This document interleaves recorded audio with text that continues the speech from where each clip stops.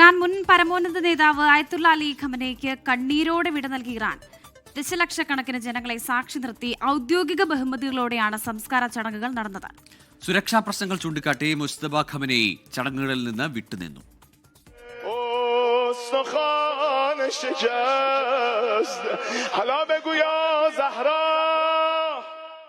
ആയത്തുള്ള അലി ഖമനയുടെ ജന്മനാടായ മഷ്ഹദിലാണ് രാജ്യത്തെയും അനുയായികളെയും കണ്ണീരിലാഴ്ത്തിയ അവസാനഘട്ട സംസ്കാര ചടങ്ങുകൾ നടന്നത്. 2026 ഫെബ്രുവരി 28-നുണ്ടായ US ഇസ്രായേൽ വ്യോമാക്രമണത്തിലാണ് ഖമനയി കൊല്ലപ്പെടുന്നത്.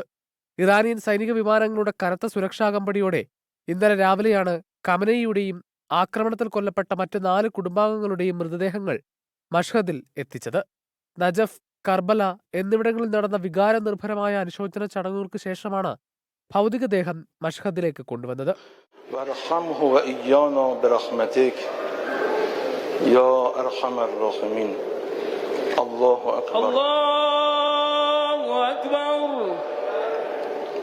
ദശലക്ഷക്കണക്കിന് വിശ്വാസികളാണ് തങ്ങളുടെ പ്രിയ നേതാവിന് അന്ത്യോപചാരം അർപ്പിച്ചത്. വൻ ജനസഞ്ചയമാണ് അലി ഖമനയെ അവസാനമായി ഒരു നോക്ക് കാണാൻ ഒത്തുകൂടിയത്.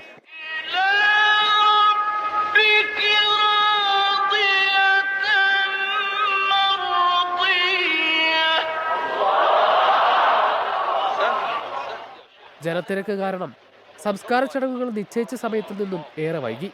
സംസ്കാര ചടങ്ങുകളിൽ ഖമനയുടെ 4 മക്കൾ പങ്കെടുത്തു. സുരക്ഷാ പ്രശ്നങ്ങൾ ചൂണ്ടിക്കാട്ടി മുജ്തബ ഖമനയി ചടങ്ങുകളിൽ നിന്ന് വിട്ടുനിന്നു. American president Donald Trump, Israel പ്രധാനമന്ത്രി ബെഞ്ചമിൻ നെതന്യാഹു എന്നിവർക്കെതിരെ തെരുവിൽ പ്രതിഷേധം അണപൊട്ടിയൊഴുകി.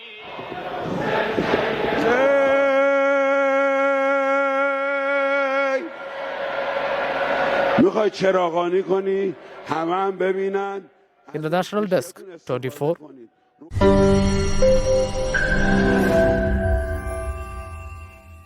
ലോകത്തെവിടെയായാലും ഏത് സമയത്തും 24 വാർത്തകളും ഓഗ്മെന്റഡ് റിയാലിറ്റി പാക്കേജുകളും എക്സ്പ്ലെയിനറുകളും വിശദമായി കാണാൻ ഞങ്ങളുടെ യൂട്യൂബ് ചാനൽ നിങ്ങൾക്ക് സബ്സ്ക്രൈബ് ചെയ്യാം.